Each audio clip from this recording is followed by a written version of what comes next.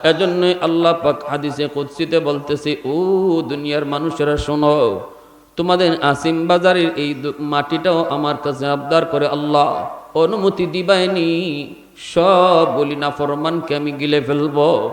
এমনিভাবে আল্লাহ কয় শুধু জমিন নয়, সাগর মহাসাগরও আবদার করে। কক্সবাজার সমুদ্র সৈকতের পারে যাইয়া কত যুবক কত যুবতী গান বাজনার আয়োজনে মত্ত হয়, কত যুবক জিনার বাজার গরম করে ফেলে, সাগরের পারে যায় নর্তকীরা নর্তকী করে। এই দিকের সাগরের পানিটা সবগুলি দেখতেছে আর বলতেছে, মালিক অনুমতি দাও, এই নাফরমানগুলাকে আমি পানি দিয়ে ডুবাই ফেলবো। এই জমিনটারে ওরা নাপাক বানায় ফেলছে গো আল্লাহ, একটু অনুমতি দিবাইনি, আমি এদেরকে ডুবায়া জমিনটারে পাক বানায় দেই। বলুন তো দেখি, আল্লাহর অনুমতি যদি পায় তাহলে সাগরের পানি মুহূর্তের ভিতরে ডুবাই তো পারেনি না পারে না?